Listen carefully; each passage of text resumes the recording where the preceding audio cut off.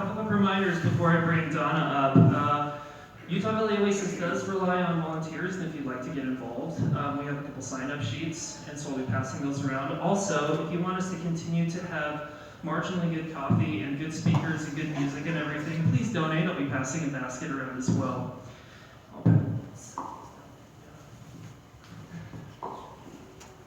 Without further ado, Donna Kelly has been a champion for more than 3,000 victims as a prosecutor of sexual assault, domestic violence, and child abuse cases for more than 26 years. In Utah, she prosecuted for the Utah County Attorney's Office for 9 years, and for the last 4 years, she has been the Utah Domestic Violence and Sexual Assault Resource Prosecutor, at the Attorney's General Office, doing training for police, prosecutors, and other criminal justice professionals. She has also been a tireless advocate for positive changes in the criminal justice system and created a trauma-informed victim interview protocol for interviewing people who have been through trauma. In her spare time, she is active in feminist organizations, writes cookbooks, and is a grandma to 4 darling grandchildren. Please bring up Donna Kelly.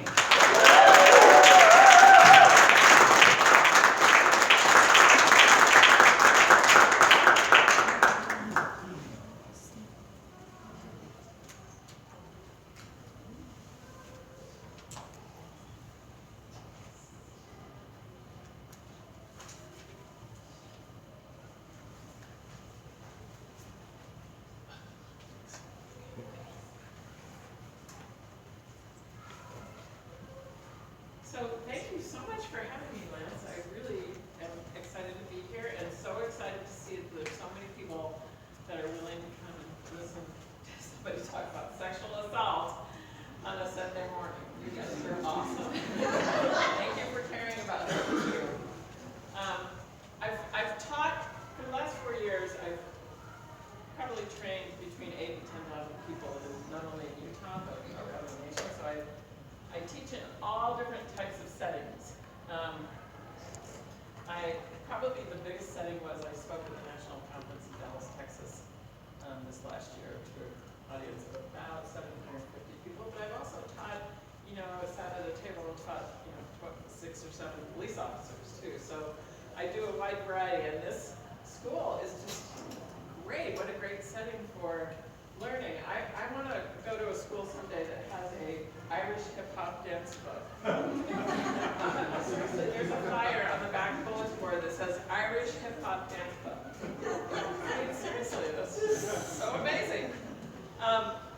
So anyway, this is a small enough group that, you can, please feel free to comment or ask questions about sexual assault. I don't want to just stand up here and talk.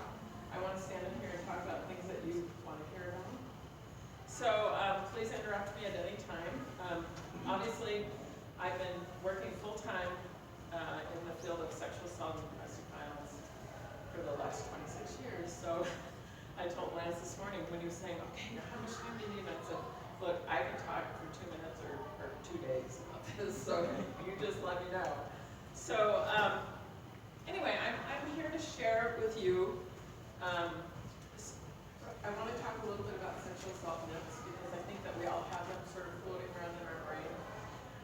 And they are very damaging to victims and to our society because they are very pervasive. I mean, I have done many jury trials over the years and one of the really most scary things I do is go back and talk to the jury after the verdict is in and hear what they say. And sometimes it literally is just kind of shocking and scary about all the things that they, have in their mind as myths about sexual assault. Because of sexual assault, they didn't behave the way that they think they would have behaved when they were sexually assaulted. So the more we talk about these myths and get them out in the open, the better our society is going to be. I believe that we're currently in the middle of a revolution on our attitudes and a huge culture change on our attitudes and approach to sexual assault and domestic violence. When I was a prosecutor,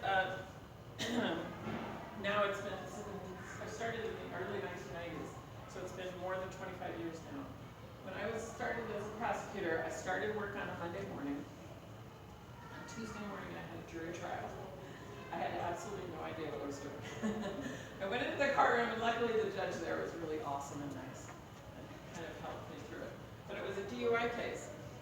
The only DUI case I've ever handled in 26 years. And I handled this case, and at that time, juries and society in general thought it was a big joke. They came into the jury box laughing, they left laughing. They thought it was a big joke. People don't feel that way anymore about DUI. Because they realize people get killed and injured and maimed, and it destroys people's lives. That's the same thing that's happening right now with domestic violence and sexual assault. We're undergoing a culture change in how we feel about it. That, there was a time when 25 years ago in this country, most people, if you interviewed the average person on the street, they would say most people lie about sexual assault. They just make it up. I don't think that's necessarily true anymore, and I think that we're making huge progress. The trainings that I do with police officers is really interesting because I teach them about trauma and how it affects your behavior and your memory. And we do a pre-training survey and a post-training survey. And if I'm lucky enough to get 4 hours with these officers, I can go through all the signs of trauma and how it makes you behave and how it makes you remember things. And then you see, as the day goes on, you see all these light bulbs going on around the room. You see them go, oh my gosh, I didn't know all of that stuff. And then we do a post-training survey at the end of the training, and it makes a difference. If we talk about things and educate ourselves about these topics, it makes a huge difference in our society. And I believe that's happening right now. We have a long way to go, and Utah is one of the highest states for domestic violence and sexual assault. Did you know that? Yes. My question is, do you think that's actually true, or is it because we're actually good at prosecuting or not? Is it maybe just the opposite? I mean, when I hear statistics like that, I wonder if that's just because we have a good attitude like you in our system that are actually recognizing and prosecuting. No, I don't. I mean, I think that's something that we have to think about and consider. Like, when I see, like, crime rate is up, in a newspaper headline that says crime rate is up, I'm like, okay, does that mean crime rate is really up, or does that mean more people are reporting it? Right. And we're doing a better job of handling it, right? But the thing about the surveys that have been done in Utah, not only is our rates very high for the reported crime, they're also very high for the, Dan Jones and Associates did a study a couple years ago where they called a huge population of women randomly. And it was about 6,000 people were surveyed. The rates were also high for people who had never reported. So that's not explicable by we're just doing a better job of prosecuting these cases. Because the rates are high also for women who don't report. So we do have a problem in Utah. We're one of the almost always we're in the top 10 states for domestic violence and sexual assault. So, but the good news is, look at you. You're all here. You care about these issues. I mean, the good news is good things are happening. And my work with lots of different organizations in Utah has been so encouraging the last few years because when we work together, things get better. The trauma-informed victim interviewing protocol that we introduced in West Valley City, the prosecution rate for sexual assault cases was 6% at the time we introduced it. So every woman that came in and reported sexual assault, for every 100 women that had the courage to go get an exam, go report sexual assault, 6 of those cases were prosecuted. That's not convicted, that's filed, prosecuted. 6 out of 100. So we did training and work with the, just to see if we could make a difference, move that needle a little bit with West Valley City, and West Valley City Police Department is one of the worst in the state. I think their rate was 4%. They now, after a year of implementing this new study, this new intervention protocol, their prosecution rate is 24%. So that's not ideal, but it's getting better. And we're re-upping the study. We're going to re-up it in February to try to move that number higher. So I could see a response to that being that, well, if there's only that many actually being prosecuted, then the vast majority of them are false claims. Like, have you heard that type of response before? Yeah. And there have been studies on that also, Okay. as to why it is that officers don't close cases early, and why it is that prosecutors don't file cases.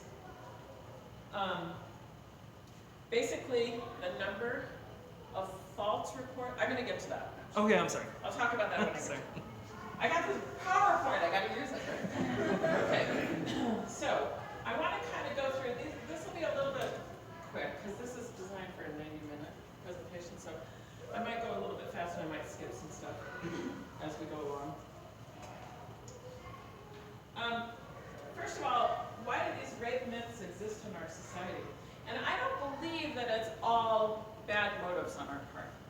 I don't believe anybody, including police officers, get up in the morning and say, I'm going to do a really bad job today.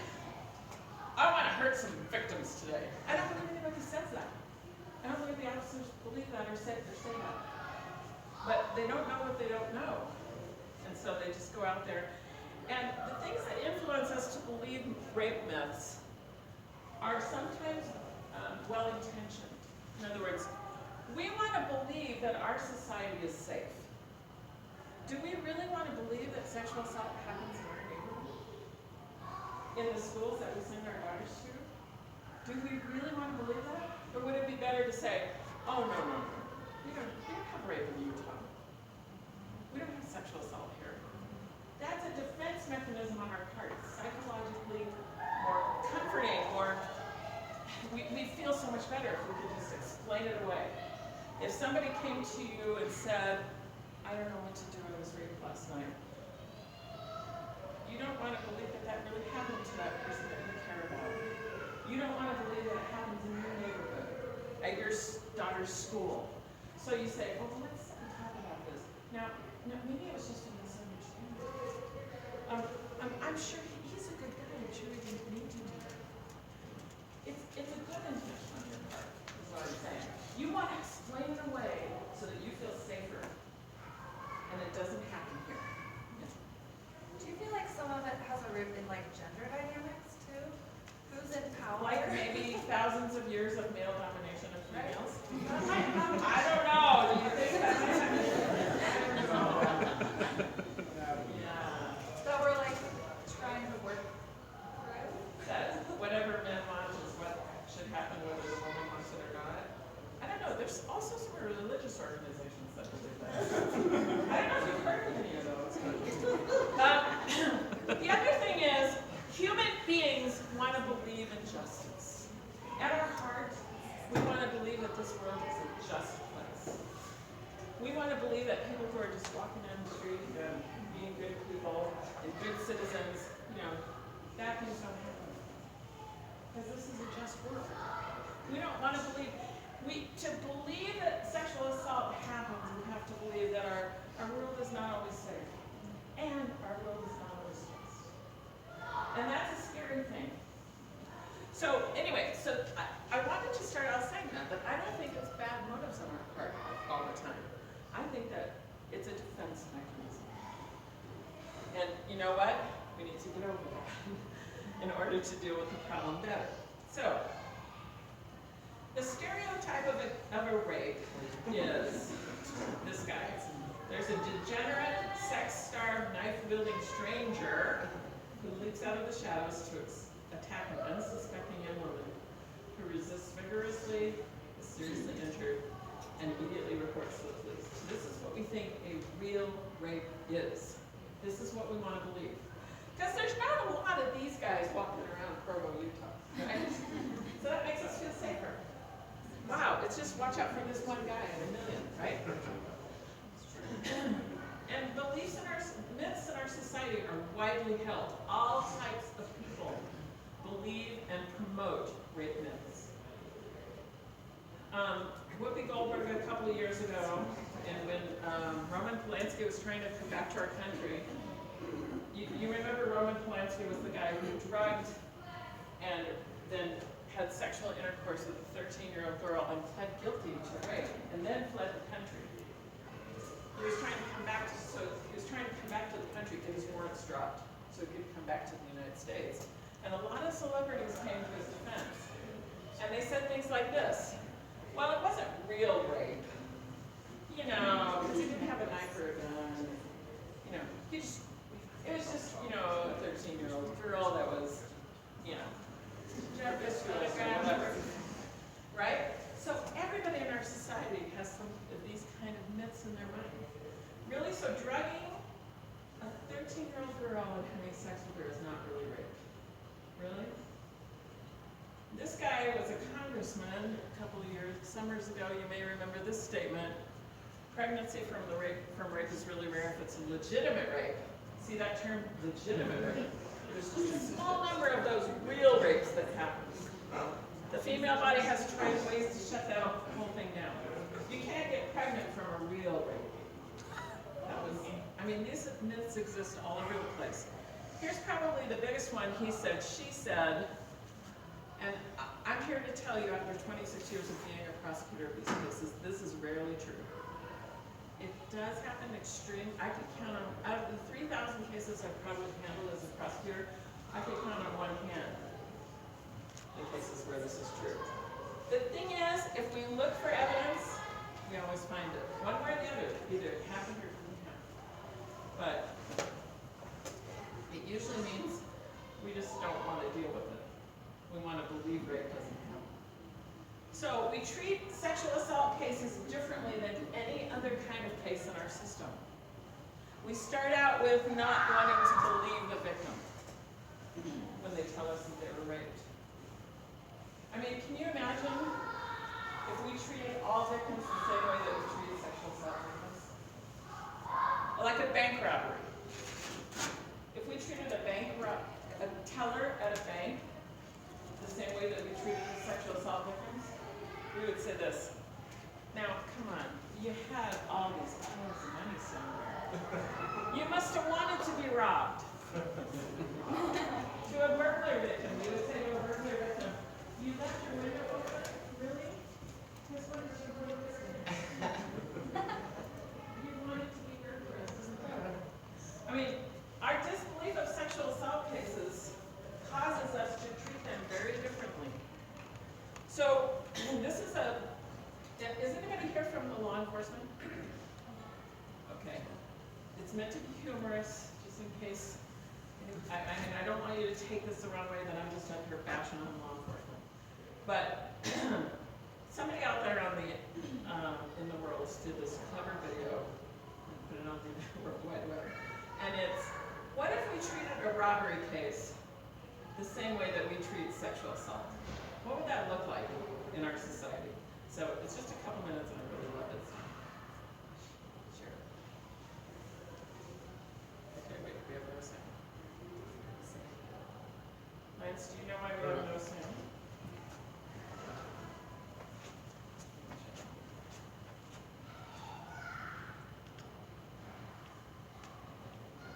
It said I had sound enabled. Huh?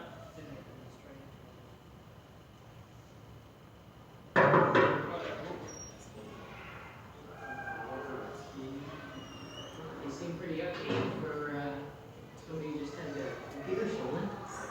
I've just never been robbed before. I'm just trying to be polite. I'm sure it wasn't an unfortunate yard sale. Yeah, it was a brand new iMac with retina display. Ooh, sounds pretty sexy.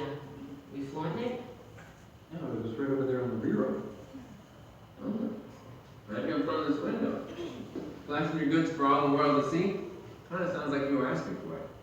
I should be able to put my computer wherever I want. I found the report you're going to bring a lot of negative attention to this neighborhood and to yourself. I don't care. It's not my fault that this happened. The perpetrator should be the one getting the negative attention. Whoa, are you yelling at us? Because that is exactly the kind of bad behavior that we can use against you in your report. No, I'm sorry, I'm not. Please investigate. Sure. Let's take a look around. No signs of forced entry. Nope. Locks intact. Yep. No broken windows. Do you have any physical evidence that you were robbed? Yes. had a computer, and now I don't have a computer.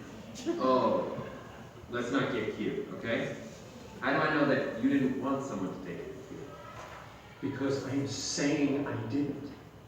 Had you been drinking? I had a Bloody Mary at brunch, but I don't see why that matters. Wow.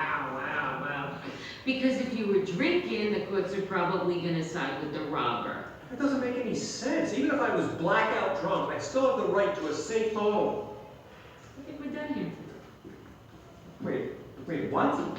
Well, we need physical evidence in order to prove that you were robbed, and so far, we don't have any. What about listing for fingerprints? We could ask for fingerprints. Great, yeah, let's do that. But there is a backlog of 400,000 fingerprint kits that have yet to be processed, so it's gonna be a while.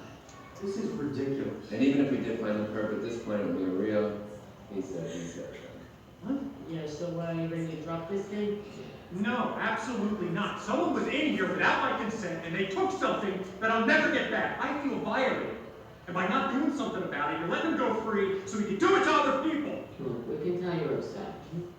So we're gonna file a report, don't worry. If I was you, I'd maybe get an alarm system, some security cameras, keep your blinds closed, hide all your valuables. Buy yourself a gun, take some self-defense classes, make sure you get a big dog, make sure the house is never alone. This whole system is set up against the victim. Hey, robbers will be robbers.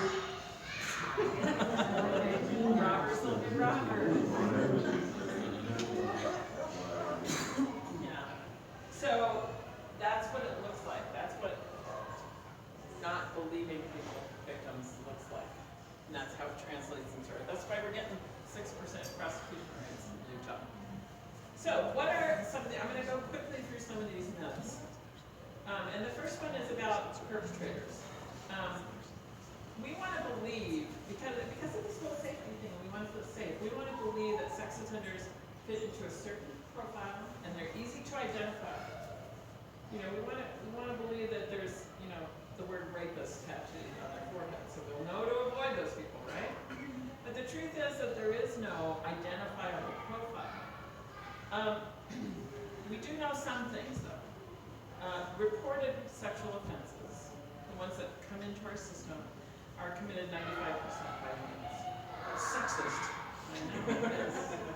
It is horribly sexist and horribly true. 75 to 90% of sexual assaults are committed by someone the victim knows. So the studies vary from 75 to 90, but if you're going to be sexually assaulted, it's usually by somebody you know. We like to say these things like, well, rape is not a sex motivated by sex, it's motivated by power and dominance and all of that. But the truth is, most of the research says it's a mix of things for sex offenders. Obviously, it has something to do with sex, but it has something to do with power and control as well. So it's a mix of various motives. There is no profile, but there are certain risk factors that we have learned over the years. In one particularly huge study that looked at 28,000 offenders, these were the risk factors that were associated with sexual assault. Looking at perpetrators only. Okay? Antisocial personality orientation, not necessarily a diagnosis of antisocial personality disorder, but having those tendencies was the biggest. In other words, if you're a person who doesn't care about what other people want, doesn't care about their rights or their interests or what they want to happen, you only care about yourself. And you're willing to go to extreme measures to get that, to make that happen. You don't care about what the laws are. You don't care about what other people want or how it affects them. You care only about yourself. And you're aggressive in making that happen. Those kind of folks are much more likely to be, sex offenders are much more likely to have antisocial personality issues. They have deviant sexual arousal issues. They have significant social influences that they gravitate towards those kind of circles. They have intimacy deficits. And I'm not talking sexual deficits, I'm talking intimacy. They have an inability to form healthy, intimate relationships with other people. So because they don't have that, they're more likely to offend. This is not the number one thing, but they have had adverse childhood experiences. They have very high adverse ACE scores, adverse childhood experience scores. So that doesn't necessarily mean sexual abuse, but if you've had really damaging things happen to you as a child. Other psychological problems and offense supportive attitudes, where, you know, hey, they were asking for it, and attitude you didn't bring. So, no profile of a sex offender, but we do see certain risk factors.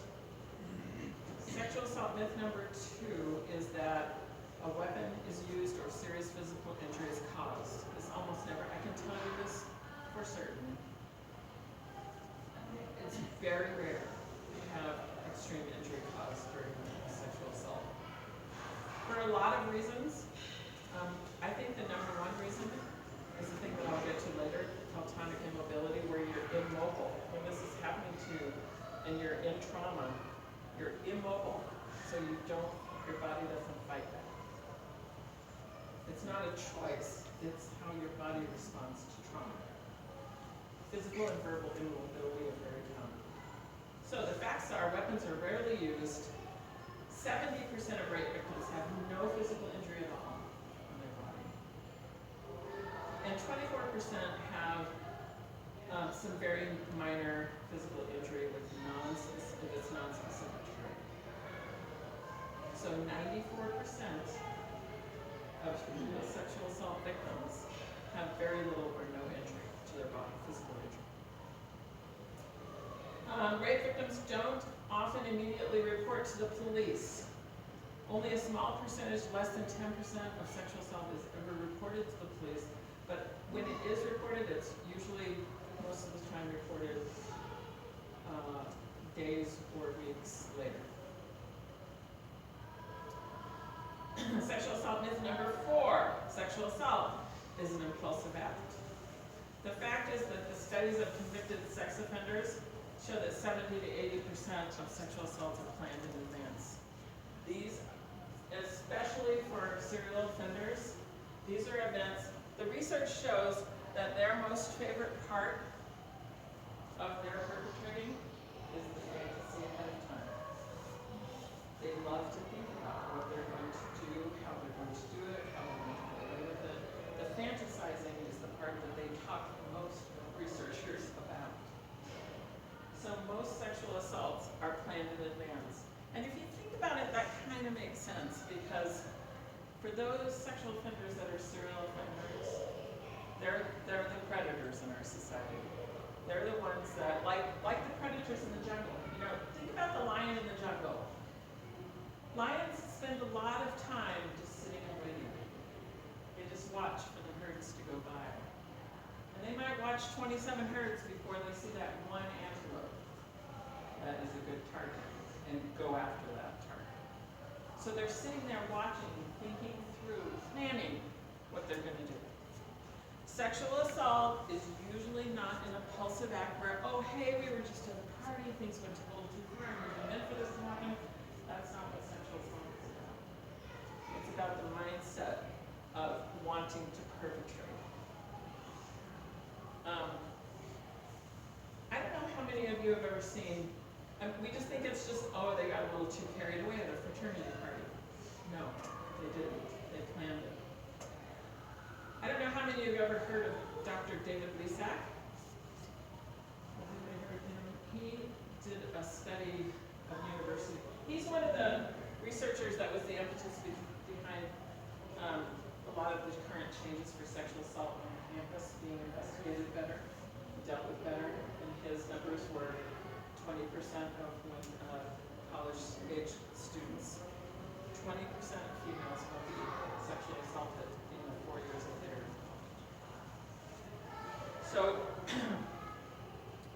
So he did hundreds of interviews with college-age men, and what he found was if you never used the word rape or assault, they would openly talk about perpetrating on women. In other words, if he used language like, have you ever done something that the other person didn't really want? Oh yeah, I've done that.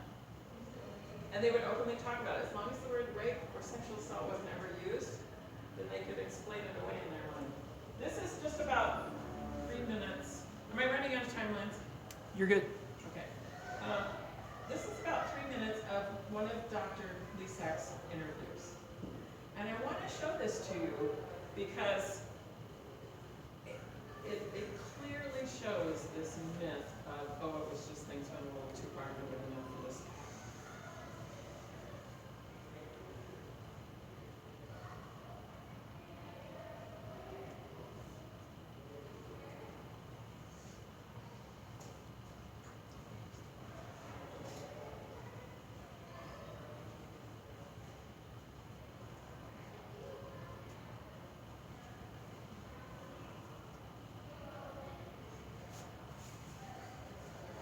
This is not the actual person who said it. They did transcripts of this, so this is a recreation of that interview. But these are the actual words that the guy used.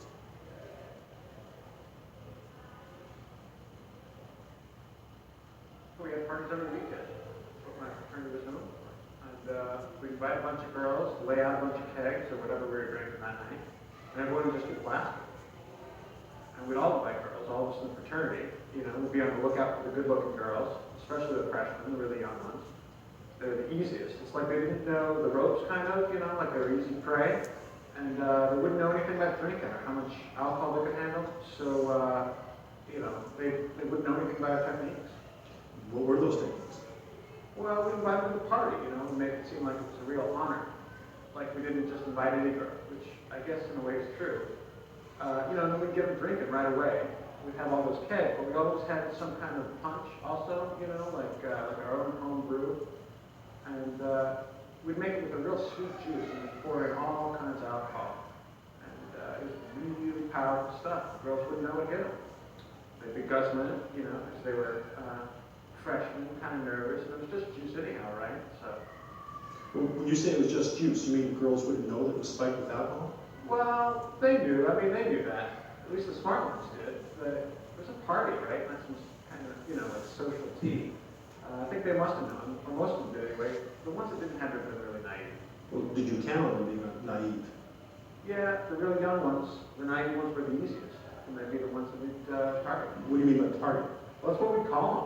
You know, we'd all be scouting for targets during the week. You know, we'd pick them out, work them over during the week, and then get them all psyched up to come to one of our famous parties. They'd be the ones that really worked on. What would happen once they were drunk at the party? Well, that's when one of us would make our move.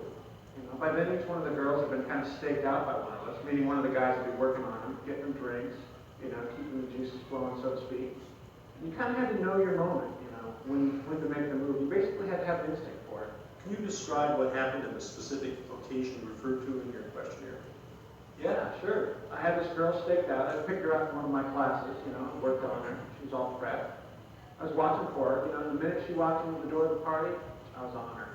And she's really good looking, too. You know, we started drinking together, and I could tell she was nervous. I could tell she was nervous because, you know, she was drinking that stuff so fast. What was she drinking? Well, it was some kind of punch we made, you know, the usual thing. Did she know it was spiked with alcohol? I don't really know, although she must have after a while, you know, because she started to get plastic in just a few minutes. And, you know, so I started making my moves on her. I kind of leaned in close, you know, got my arm around her, and then at the right moment I kissed her, you know, moved in a little closer. You know, like the usual kind of stuff. I'm sure it was no surprise to her. She'd done it 1,000 times before, you know, and after a while, I asked her if she wanted to go to my room, you know, get away from the noise. And she came right away. So, actually it wasn't my room. You know, we always had several rooms designated for the party, you know, that were all prepped for this. Designated rooms? Yeah, we'd set aside a few rooms, you know, bring the girls up to once they're ready. What happened when you got to the designated room? Well, she was really woozy by this time. So I brought up another drink, you know, and sat her down on one of the beds, sat down next to her. And pretty soon I just made my move. I don't remember exactly what I did first. I probably, you know, leaned her down on the bed, started working on her clothes, feeling her out. How did she respond? I don't remember. I started working her blouse off, I think she might have said something. I don't remember. I didn't expect her to get into it right away. Did she say anything? Yeah, at some point she started saying things like, I don't want to do this right away or something like that. I just kept working on her clothes, and she started squirming. That actually helped because her blouse came off easier. And I kind of leaned on her, kept feeling her up, get her more into it. She tried to push me off, so I pushed her back down. Were you angry? No, but, pissed me off. She played along the whole way and then decided to squirm out of it like that at the end. I mean, she was so flashy, she probably didn't know what was going on anyway. I don't know. Maybe that's why she started pushing on me, but, I just kept leaning on her, pulling off her clothes. And at some point she stopped squirming. I don't know. Maybe she passed out. Tried to. What happened? I fucked her. Did you have to lean on her, hold her down when you did it? Yeah, I had my arm across her chest like this, That's how I did it. Was she squirming? Yeah, she was squirming, but not so much anymore. What happened afterwards? I got dressed and went back to the party. What did she do? She left. There are many things that That's kind of chilling as you listen to him talk about these are not people, these are terms. They, offenders will often dehumanize their victims so that it's easier to offend and not feel bad about it. But his whole thing was, how dare she, back down on this. What I But she want. should have known, she should have known the coach was. Yeah, and she said, I don't want to do this right now, but I just ignored it for a minute. So this kind of scenario shows us that many sexual assaults are planned out in advance. Yeah. the person convicted? No, this guy was never. All of these people that David Lesak interviewed were never convicted, never even reported. Most of them were never reported for sexual assault. And the way he got them to talk to them was, talk to me about sexual things that you've done that the other person didn't really want. So it wasn't worded in terms of rape. Anyway, so okay, this is kind of the hard, We have a question. depressing part of the presentation. Yeah. Quick question. Okay, so that same, I was going to say gentleman, but I don't want that man. Okay, when he goes like out of college, out of the frat environment, now he's working. Does he maintain that kind of persona where he thinks it's okay to get girls drunk and what's that? Or do they eventually kind of quote normalize, and simply deciding and have a, so how much was the environment and how much was him? Not that I'm trying to excuse him, I'm trying to understand though. Does that continue on? This is the problem that we don't know a lot about sex offender perpetration, longevity and things, because first of all, many sexual assaults are never reported. Second of all, they're not always willing to be real honest with us about it. But I would say he's at risk for continuing to be a perpetrator. Because look at the antisocial features of what he just said. Yeah, and he got away with it. What I want is the only thing that matters. It doesn't matter what she wants. I don't care. I'm going to prep her for that, and I'm going to get what I want. That's antisocial. So I would say he's at risk for being a lifetime sex offender. I was just thinking about how systemic this was and wondering, because sociopaths often become the lawmakers, and then the fraternities in Yale and all those places Might even run for president. Yes, exactly. Exactly. Yeah. So, it just feels so huge and systemically impossible, and women have to run for all. We have to Utah has one of the worst in the country. I think there's one state that's worse for leadership for women. One state. I think it's like Alabama or somewhere. We are, 12% of our legislators are female. Really? We've never had an elected governor of the state of Utah as a female. Yeah, you're absolutely right. Because these issues are not going to be brought forward unless women care and do something. So, correct me if I'm wrong, but you said that 20% of college females experienced assault. Well, what are the numbers for the men that are perpetrating? Is it? We know that there are male victims of sexual assault as well. No, I meant how many men are assaulting women? Percentage-wise? Yes. Who are the perpetrators? Is it a small percent or a large percent? Most men are really good people. A small percentage of men are committing a large percentage. Most sexual offenders are serial offenders. In fact, there's one study that where they went and interviewed convicted offenders in prison, where they admitted to like at least 75 victims each. So, yeah, no, most men are really good people. It's just this narrow class. Anybody else? The question was, what happens after, you know that rape doesn't stop once people graduate from college. So this guy was a law student. Presumably he became a lawyer, maybe a judge, and, maybe he becomes the boss who sexually intimidates the underlings. Who knows? Or maybe he just, a bully. Maybe he grew up. I would say he's at risk. He's somebody I would really want to watch. Yeah. The problem overall is that they don't know where to follow. So I had a work experience, and I had a sales gal who was selling to a big client, and I'm working with her, and things were going good. And I had this guy, this young kid, who I thought was the customer, ended up being one of our sales guys, and doing what salespeople do to sell. And later on, we sat down and had a regroup and said, well, how did it go? And he says, you know what you need to do? He's saying it to the sales gal. You need to take him out, take him to a bar, get through about 20 drinks or whatever, and just work him over, and just really build a good friendship and everything, and then you'll be able to start selling, And I was shocked. Like, what the hell are you talking about? It's culturally, if you don't even recognize that, say this is a gal, right? Hey, how you doing? And you don't recognize this as inappropriate at all, there is no problem. So culturally to that guy, he never thought he was doing anything wrong. And so when people say, do they know, are they going to continue? If you don't recognize that there's a problem, then there's no discussion. And that's the biggest problem of life, because even a boyfriend, girlfriend that attacked her, of course, and everything, ends up where it goes too far, that's rape. But you don't culturally recognize, well, no, it's a challenge. So that's why it's so important for things like you people being here. Thank you for being here. Very valuable. That's how we change it. Okay, a couple more myths, and then we'll get to some things to do. One big one is that women incite men to rape by their behavior, by what they're wearing, that sort of thing.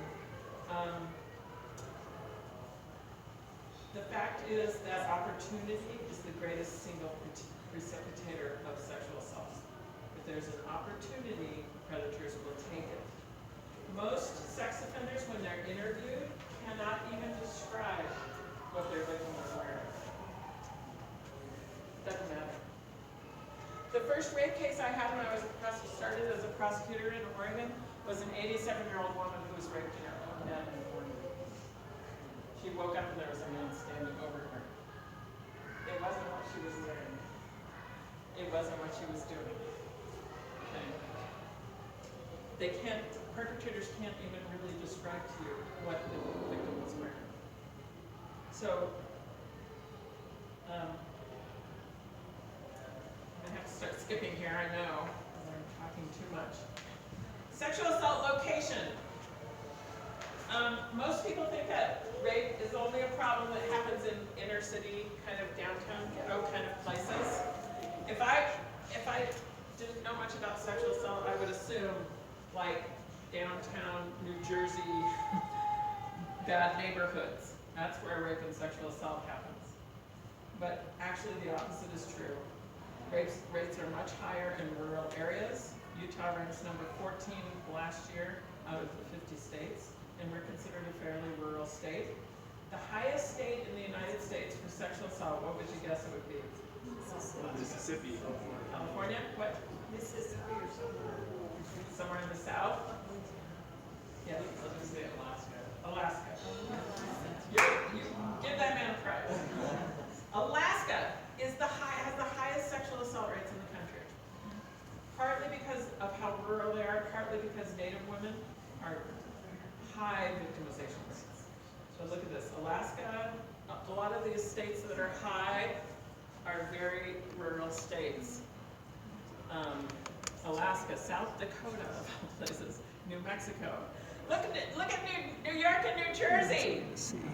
Oh my gosh, I would have put them at the very top. They think, the experts think it's because women are more isolated, have less access to help, you know, are easy targets because they're so isolated. So we don't know about all the reasons why, but rural areas are very high for sexual assault. This is a possum, playing possum. You've heard that phrase before. There's a myth that exists, and I've heard it from jurors before. Well, if this guy tried to rape me, I would kick him, I would bite him, I would scratch him, I would scream. No, you wouldn't. So most people have this myth in their mind that sexual assault victims, if they don't scream loud enough, or if they don't kick or fight hard enough, then they must not have really been raped. But that's absolutely not true. In fact, trauma has a powerful effect on your behavior and your abilities. Most trauma victims experience one of two things while they're in trauma. Disassociation, which means your brain tries to remove you from the experience and like it's not really happening. Or tonic immobility, which is your inability to move. So when I, in the past, used to ask victims things like, okay, so why didn't you scream? There's people in the next room that could have helped you, right? But you didn't scream. I don't know, I just didn't. I don't know, I just couldn't. Or why didn't you push him off of you? And a victim would say to me something like, well, I don't know, my arms just wouldn't work. And I'd go, wait a minute, your arm looks fine to me. It's working all right. Why didn't you push him off? That's completely immobilized. And you're unable to fight. So, this is an example from a trial that I had one time. Sexual assault myths are often used as weapons against victims. So this is similar to something that happened in a trial I had one time. The defense attorney says, did you scream for help while you were having sex with Bobby? I objected to the form of the question because she wasn't having sex with Bobby. But it was overruled. She may answer that question. Rape victim, no. You didn't yell at all? No. And she starts to cry.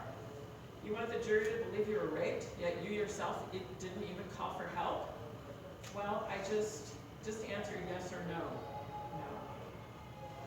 You can see how these cases play out in front of the jury because the defendant and his attorney are going to play up those myths, right? This is a scene from the 1980s movie with Jodie Foster called The Accused. How many of you have ever seen that? I'm not showing you anything graphic, don't worry, or horrible. But this is the prosecutor in the case trying to prepare her for what's coming. And what's coming is that they're going to use a whole lot of myths against her in the courtroom. Okay, there's a little bit of bad language here. Sorry about that. Did you have anything to drink before you went to the mill? Or smoke anything? Oh, half a joint, a couple beers, nothing heavy. And while you were there? I don't know, man. I wasn't falling down drunk or anything. How were you dressed? What's that supposed to mean? It means were you dressed provocatively? Showing a lot of cleavage, see-through blouse? What the fuck difference does it matter how I was dressed? They tore it off of me. But did how you dress make those guys think that they could have sex with you? Did you put on a show? What the hell are you talking about? You saw me at the hospital. When you think I asked for that? Is that what you think? That's what you think. You get the fuck out of my house. Why didn't you tell me that? What did you do? Sorry. I ain't got no record. You want to tell me about it? Sorry. All right. I was helping my girlfriend move with a U-Haul, you know. We were going through Jersey, and we ran into this cop, right? And he sees we got a busted taillight, he pulls us over, he starts looking through her desk, and all sorts of stuff she's got in the back, and we find a half a gram of coke. There's nothing big. It was her desk, it wasn't my desk, it was her stuff. So why is it still in the books? I don't know, you tell me. I mean, my record was definitely, Expunged? yeah, expunged. Have you ever made love to more than one man at a time? What kind of question is that? It's the kind of question you're going to be asked on the stand. You're also going to be asked if Larry or any other man who's ever hit you and if you liked it. You're going to be asked about your drug bust and how many drinks a day you have to smooth out the edges and how many joints. And how often you go to bars alone, and whether or not you wear underwear when you go to them, and which diseases you've got, and how many abortions you've had, and I will object to all those questions. And sometimes the judge will sustain me, sometimes not. But it's fair. Sarah, you're a witness. And it's the defense's job to show the jury that you're a rotten witness because you've got a rotten character. I got rotten character? You ain't gonna defend me because I'm some low-class bimbo, right? I didn't say that.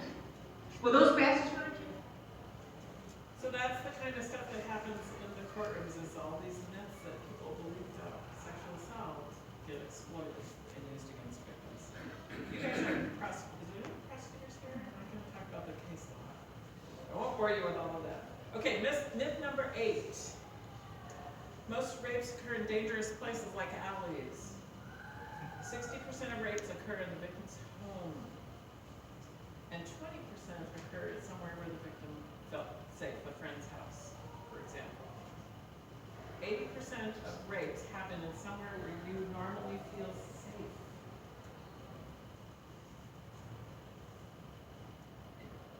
Date rape drugs are common. Actually, date rape drugs are very rare. Alcohol is the most commonly used drug to facilitate sexual assault. And it's because if a person drinks too much alcohol, it contributes to the vulnerability of the victim. It's hard to think clearly. It's hard to gauge when the situation is getting dangerous.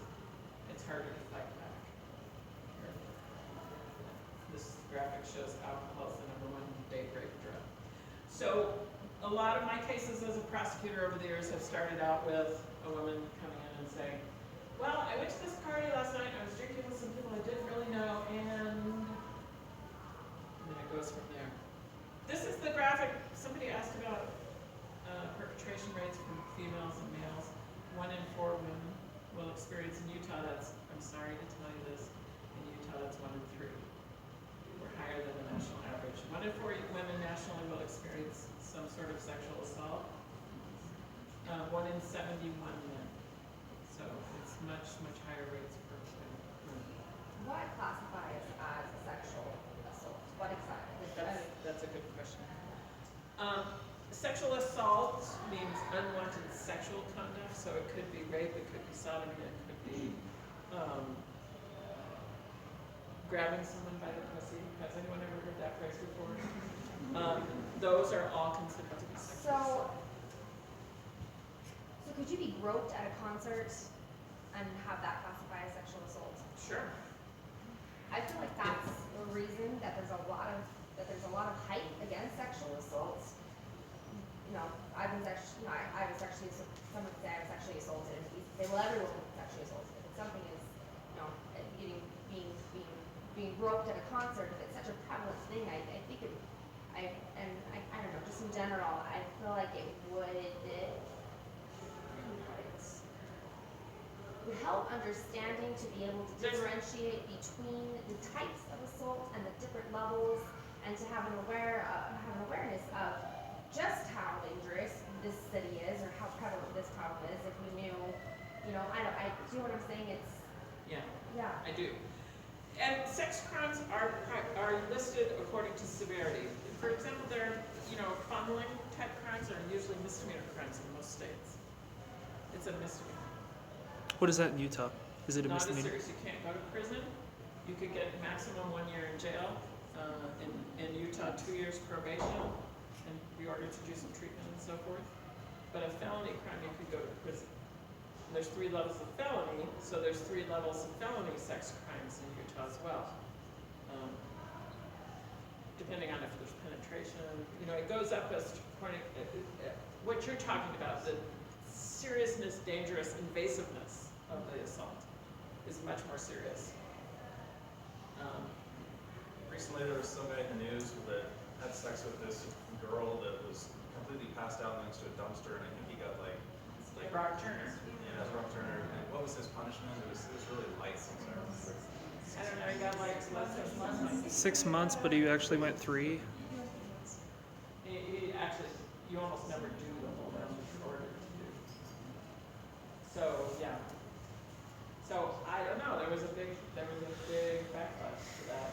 It was too lenient of a sentence for that kind. That guy, to me, I'm really concerned that he's gonna be a danger to women in the future. Because if you're willing to go to that kind of extreme, dragging someone behind a dumpster and sexually assaulting them, that indicates extreme antisocial behavior and predatory behavior. You're gonna be a problem. He's gonna be a problem. My guess is he's gonna be a problem in the future. So I've had this conversation a lot with people who always try and tell me like the 1 in 3 or the 1 in 4 number is inaccurate. And I've also heard MRAs, men's rights activists trying to claim that the number is 1 in 8 men. And they've given me sources for these statistics that I know weren't credible sources, but what's your recommendation for combating like the backlash? Because especially concerning the 1 in 4 number, I'm constantly getting backlash from people that are saying that that's a lie, that's not a real accurate number. The thing that is always credible to me is the number of organizations that find the same result. If you look at almost all of the national research that's right, these numbers. Now, they might be right, but there's more men that don't report sexual assault. I don't, we don't have any way of knowing really for certain how many people are assaulted and never reported. And men might be more like hesitant to report sexual assault. I would maybe agree with that. But we don't really know. Of the ones that report, these are the numbers. Well, the only time people have like given me numbers for men that have been sexually assaulted is when they're trying to basically get me to shut up because why are we only talking about women? It's not just about women. It's not just about women, it's almost always about women. 95% of the people that come into our system are female victims. And of that 1 in 71, the vast majority of those are men are perpetrated against in prison or jail. I had a guy that was a sex offender in Utah County Jail that was in custody. He liked young teenage boys. While he was in jail, he had 17 complaints against him for trying to sexual assault underage teens. So, of that number, if you're a male walking down the street in Provo, Utah, any time of day, you are not very likely to be sexually assaulted. That's the good news, okay? The males that are perpetrated on are almost always in custody and very vulnerable. Yeah. I'm sure that there's statistics that way, and it's not the impression that it's not and what you just said about walking down the street, I mean, women are usually raped or even Right. sexually assaulted either. I mean, Men are less likely to be raped in any or setting, it's- right. I know, but it happens. Yeah. And it can be really bad. I heard a police officer speak one time that was sexually assaulted on a routine police call. So yeah, it does happen, and we don't know how much out there it is that men aren't reporting. Well, yeah, in the case of making The ones that we tend to see in our system are either they're in custody, so they're very vulnerable, or there's some serious injury, so they have to go to a hospital or something. So those are the men that we usually see that are victims. But, I mean, in my mind, you need to go with what everyone is saying, or the vast majority of the studies are saying. They're all right and all these not. I think that men don't want to be seen as weak, and so that's why they don't report. I mean, our society still has this idea, oh, you could have fought back, and things like that. And not every man No. can fight Trauma back. affects men and women the same. Yeah. You can't always fight that. Exactly. Yeah, and when you're in trauma, when that's happening, sometimes like you're, like, even if something's like coming at you, sometimes you forget, oh, I can perhaps fight back. So you sometimes forget, you're like, why? Because if you trust that person, Right, it absolutely. works. And men don't, we believe men also don't want to report domestic violence either for that same reason. They don't want to be perceived as being weak or not manly or whatever. How do you deal with rape and marriage? Yeah, it's really hard. I've filed those cases before. Those are very hard to prove, especially if they stay together. And I haven't handled a lot of those over the years, but they're very difficult to prove. Okay, we gotta get through the last piece. This is the most important one. Most sexual assault reports are false. There is a sheriff in Utah that walked into a meeting a couple years ago and said, well, yeah, in our county, 100% of the rape reports are false. 100! So this is a very pervasive myth that most sexual assault reports are false. But the studies are very, very clear and very consistent. Between 2 and 8% are false reports. The FBI, who looked at 95,000 cases on a massive national study, concluded that 8% of sexual assault reports are false. You know what? That's the same rate as any other crime. There are 8% false burglary reports. There are 8% false drug reports. There are 8% false reports overall for all other crimes as well. And yet, we have in our mind that all of these victims are just making it up. Yeah, I heard. It's the same I heard with the same thing, that it's consistent through every type of crime statistic. Is the data in that study publicly available? Like, Yeah. not just that The number? FBI did a crime report, and it's kind of old, but it's the biggest one out there, so I always use it. There are other reports between 2 and 5% are false. But this is the biggest one, and this is the one that influences officers the most, because it says FBI on it. This is the biggest one I know of. 95,000 cases. They looked at them, they interviewed people, and they concluded that 8% were false reports.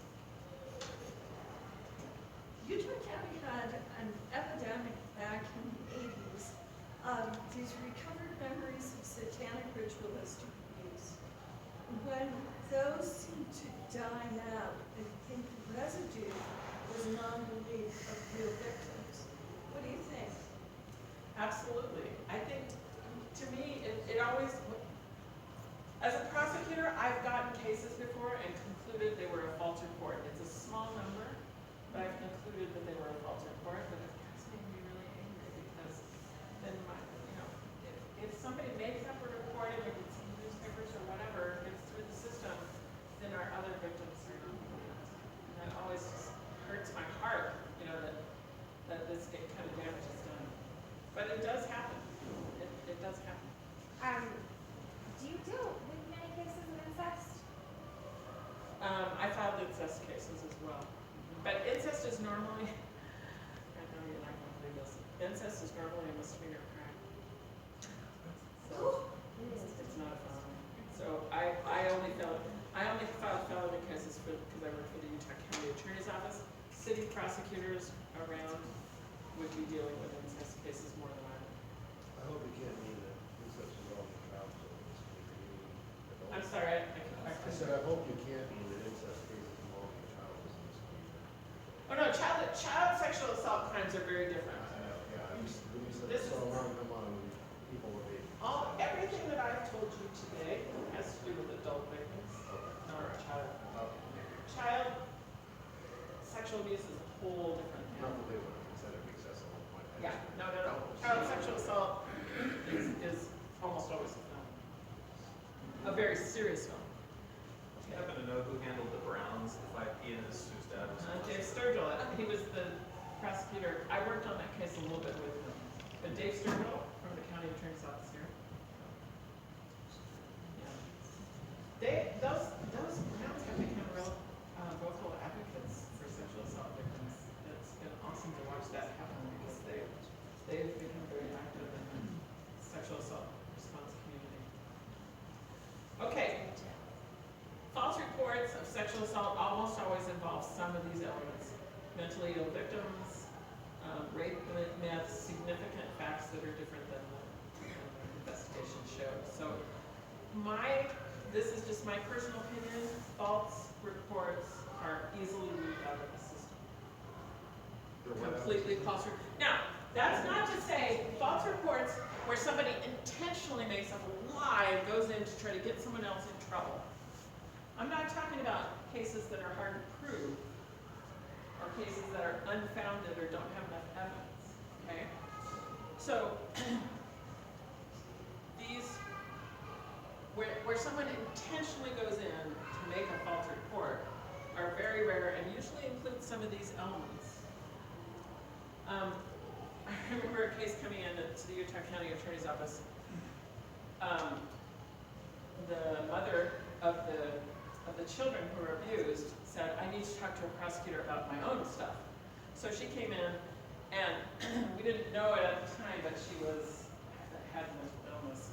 She came in and met with the prosecutor in the conference room, Dave Sturgill, same prosecutor.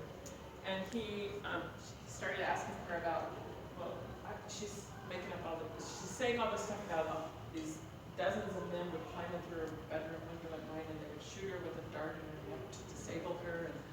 And he said, the first thing that came into my mind is, I've got to get out of this room where she's going to say that I sexually assaulted her, right? And it was sad because I think she probably really believed that stuff happened, but she was mentally ill. I was just curious if some of the cases that are considered false reports could also include like sexual assault cases that just don't match criteria. Because I know you already said that it's not ones that don't have enough evidence. Or like, for example, I've been in a situation where I feel like I was sexually assaulted, but I know if I reported it, they would have told me that's a lie, because it didn't, like, there was steps involved where I like kind of allowed it to happen, you know? Does that make sense? I don't know how to explain that better, but like, would that include those by chance? No. Okay. So there's a larger number than 5 to 8% that are just unfounded and unprovable. But you bring up a really good point, and one that I haven't said yet, but we need to switch our culture in this country and in this state from no means no to yes means yes.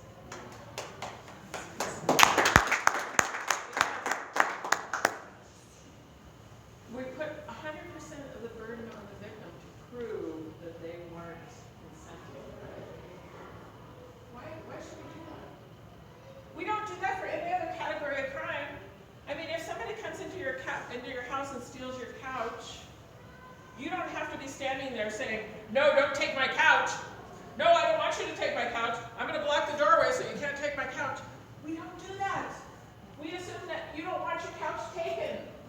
Shouldn't we assume that people don't want things shoved inside their body unless they've said yes first? I mean, we need to switch our culture. Our entire culture needs to be switched from no means no. The victim has to prove that she said no to you have to give an affirmative. You have to hear an affirmative yes before you proceed. I had a case in Utah County where the woman was at a party. She went into the bedroom. She was feeling sick. She laid down on bed. She was vomiting over the edge of the bed. A man came into the room and started having sex with her from behind and said, well, she didn't say no. She's vomiting, but she didn't say no. And the judge threw the case out at halftime. It didn't have to go to a jury. The jury didn't get to decide that was right because she hadn't said no. We need to change that. The only acceptable answer is yes means yes. But we're a long way away from that still.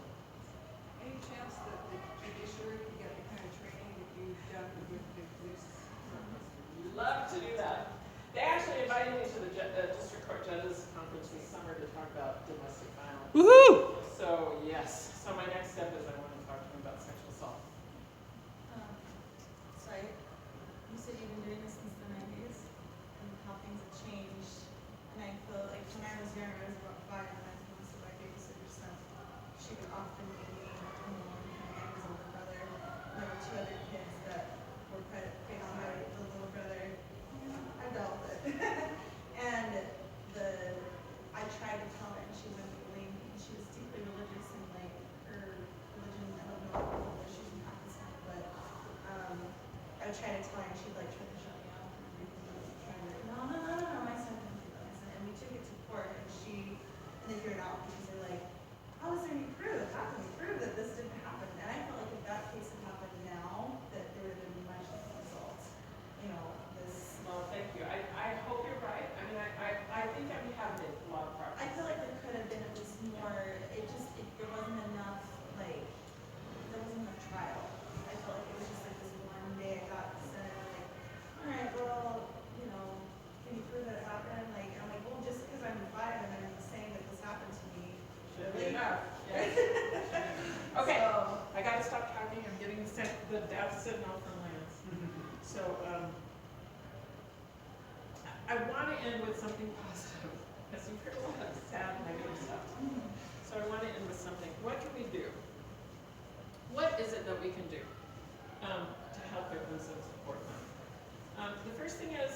you know, if somebody comes to you and says they were raped, especially if they say they were raped last night or yesterday or within the last few days, you need to talk to them about their options.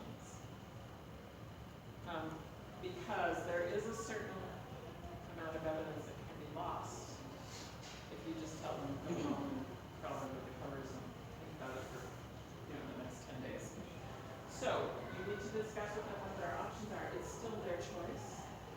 But I really feel like we need to talk to victims about, you know, if you don't get, it's up to you whether you want a medical exam or not, or you want to report to the police or not. But if you don't do a medical exam, you can't change your mind later. That evidence will be gone forever. So I feel like we need to at least talk with victims about what their options are, help them find some resources. Most people that are sexually assaulted have no idea where to go for help or what to do. And, you know, we can say things like, I'm going to help you find some resources. I'm sorry this happened to you. What do you need? You know, we don't need to take over victims' lives and do things for them, but we need to ask them, what do you need? What will help you? What will make you feel safe? And how can I help do that? I've been to trial a lot of times with young children, and I started learning one thing about helping them be able to walk up there and sit there and testify, and that was I started asking them, what do you need that would help you feel safe? It's amazing the things they'll say if you just ask them, right? Let's not assume that every victim needs the same thing. Let's ask them, what do you need? What would help you? I want to talk to you about some of the options that you have. Here's what you can do. But, you know, what can I do that would be helpful to you? Because I remember this one little girl one time saying that she didn't know if she could do it without somebody with her. So she said, can I please get someone to go with me? And so I thought, I don't know, but I'll ask the judge. So we went in and asked the judge, could somebody go into the court with her that isn't a witness? And the judge said, sure. So she walked up there with her aunt, sat on her aunt's lap the whole time and told the whole story. But if I had just assumed what would be good for her, it might have been totally wrong. So we need to be always willing to ask victims, what do you need? What can I do to help you? Instead of the first questions out of our mouth are, well, why did you go over to that party? I told you not to go there. Or, what were you wearing? Oh, things like that are said all the time. Or, he's a really nice guy, I'm sure it was just a misunderstanding. Those kind of things that maybe even well-intentioned on our part can be really harmful to victims. There's a national organization that's awesome called Start by Believing. The last one, Take a Stand Against Sexual Assault. Let yourself be known as somebody that people could come to. You know, once in a while on Facebook, post something against sexual assault. Once in a while, join some groups. There's a national group called Start by Believing. And it also is happening here in Utah. There is a Start by Believing Facebook group. You can go just follow them and see what they're doing and support some of the things. I know that in Utah 2 legislatures ago, Utah became the second state in the United States to pass a Start by Believing resolution. We start by believing victims when they come to us. It doesn't say end by believing, by the way, but it says start by believing them so that you can get them come. Because if you start by thinking they're lying, they're never going to get help. They're never going to go for a medical exam. What you do can make a difference in someone's life. I know this for sure because I've sat and talked with victims about what made a difference for them. And you can make a difference in somebody's life by the way you respond when they say, I was raped last night, I don't know what to do. Response makes such a huge difference. Let me just tell you about one story before I forget now. Let me do questions. I'm sorry. Just one little story. This is short, but it really, I've always remembered it. 20 years ago, I was in Oregon, I was prosecuting the same day I used to go to trial on a rape case. And the victim came into my office and he sat on the couch and he spent a couple hours talking about the case and her testimony and that sort of thing. And at one point in the interview, I said to her, "Has anything like this happened to you before?" And she said, "Oh yeah. 20 years ago, when I was a teenager, I was raped." And I said, "Well, tell me about that." She did not tell me, did it go to trial, did she testify, did it was convicted. She didn't tell me any of that. Here's what she said.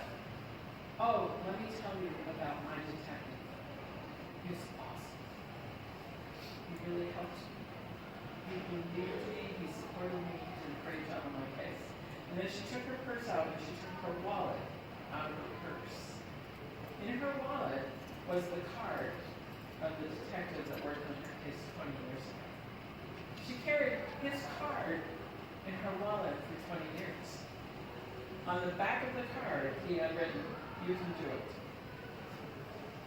And she said, "I get that card all the time and I just look at it. When I'm feeling like really down, or I get discouraged about something, or I start thinking about what happened, I take that card out and I look at it." Don't we want to do that in somebody's life? That detective, and believe me, I know many of the detectives that weren't that compassionate, but that detective made a difference in the rest of her life. From that moment on, he helped her heal.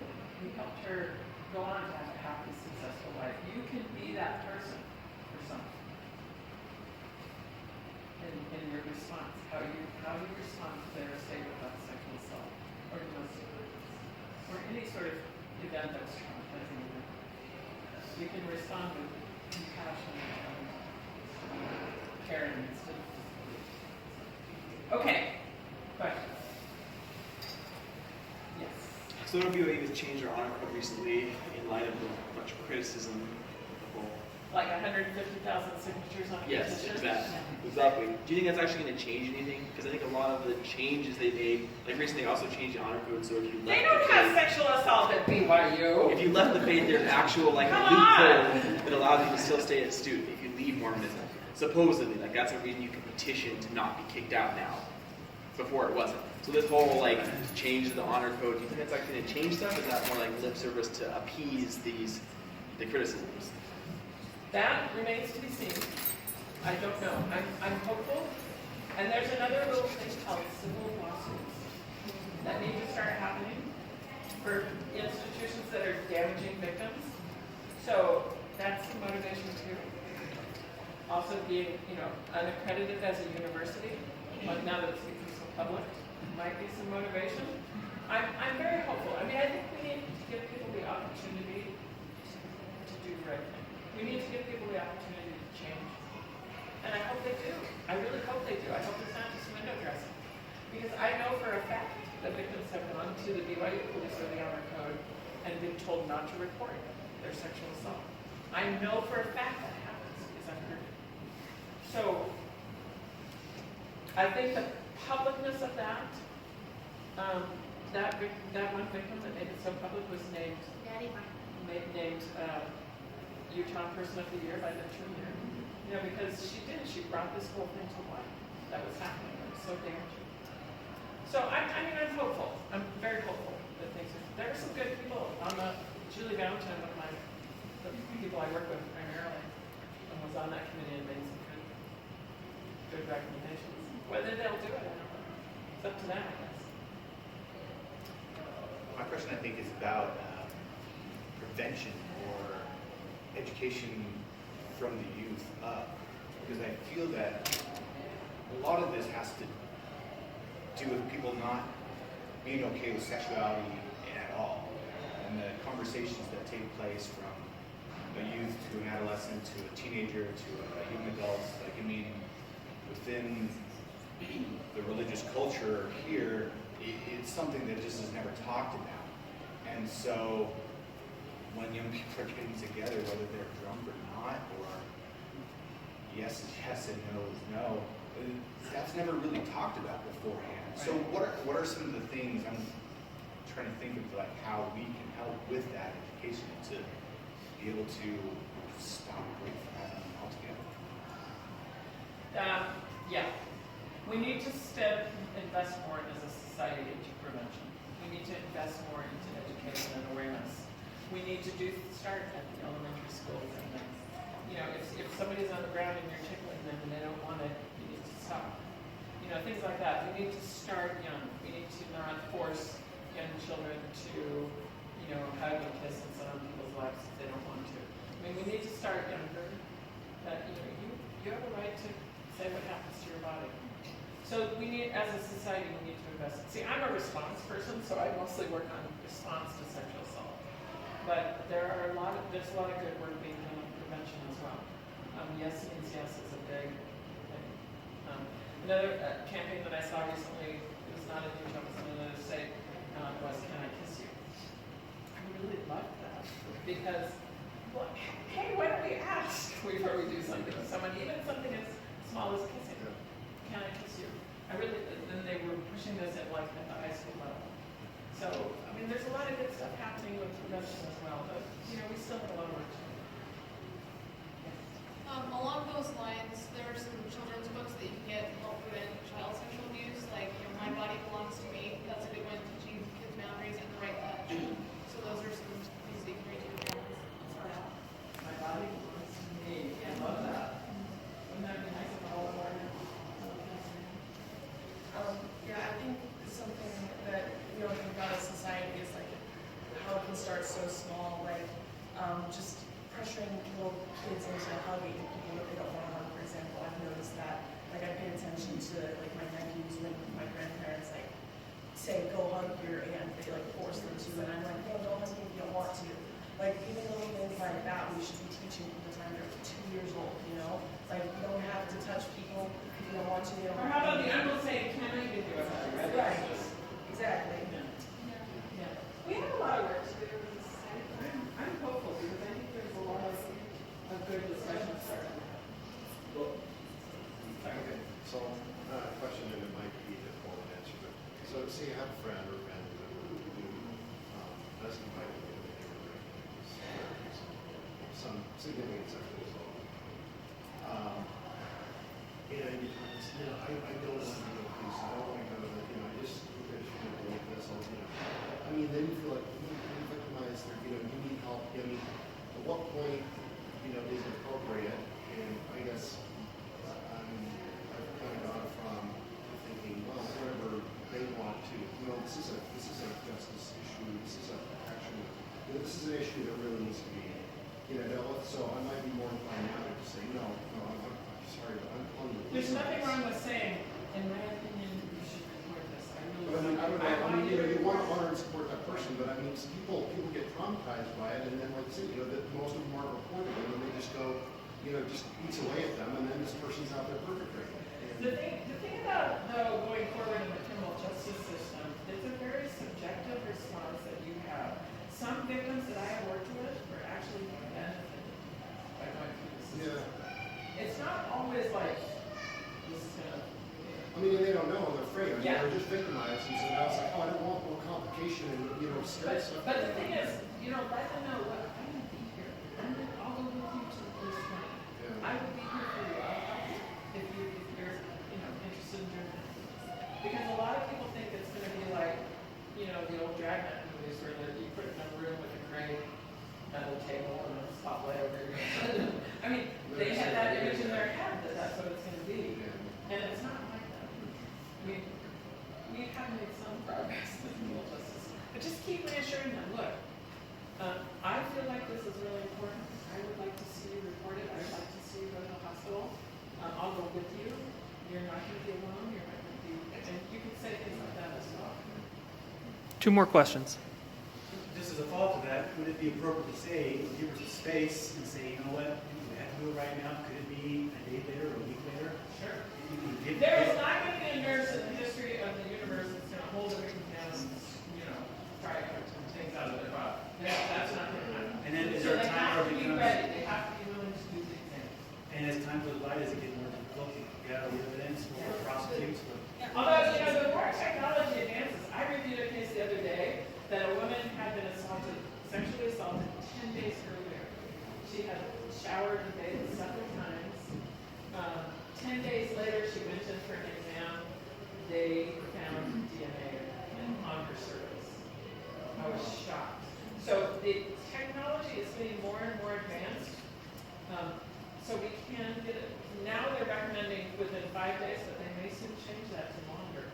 So technology is getting better and better, but the general rule is longer you wait, the less. So what's the statute of limitations? There is no statute of limitations in Utah anymore for all first-degree felony sex crimes, the most serious sex crimes. Second-degree felonies and third-degree felonies and misdemeanors, there are statute of limitations still, but for rape, sodomy, aggravated sexual assault, most serious attempted murder, the most serious, all first-degree felonies basically that involve sex crimes, there's no statute of limitations. But whether or not you can prove it is a different issue. So a woman comes into my office and says 20 years ago I was raped, I can file that case. But it's harder and harder to prove this kind of. One more question?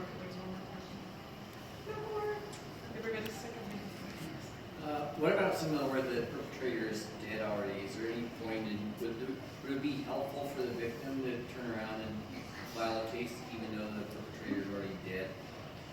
I would kind of recommend that they go to a therapist first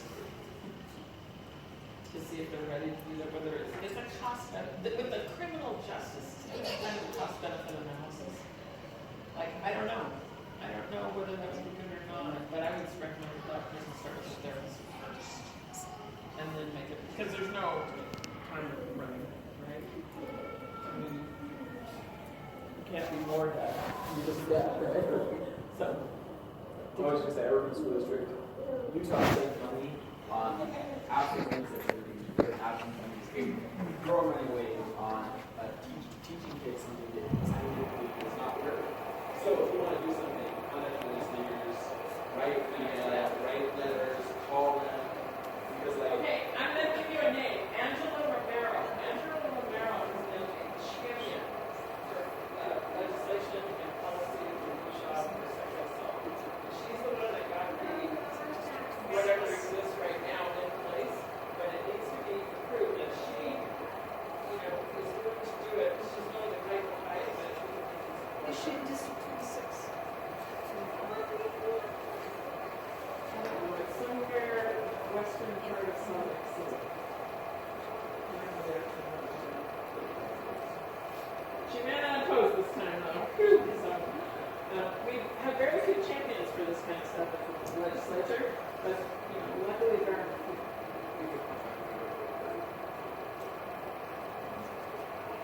Say that again.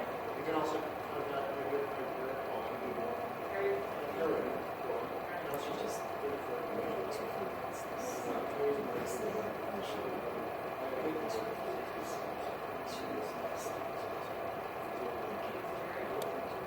I know that,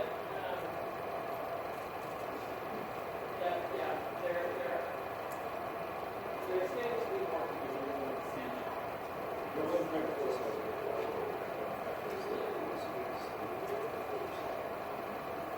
of the big problems in the legislature just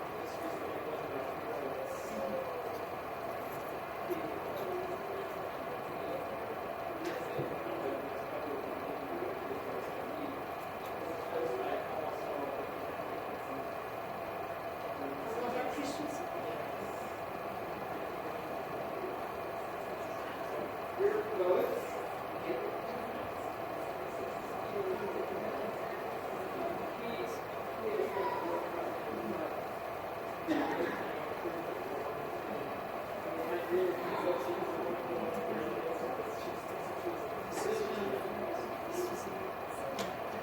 So I would love to keep this going.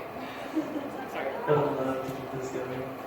But let's give Donna Kelly a round of applause.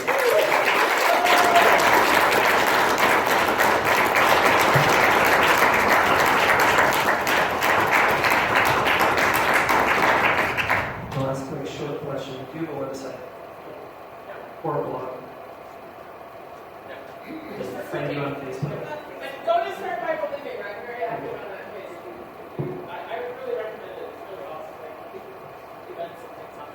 Okay, awesome. And we'll post this on Facebook. Thanks for coming today. If you have any questions, contact us on Facebook. Another big thanks to Walden for letting us meet here. And have a great week, everybody.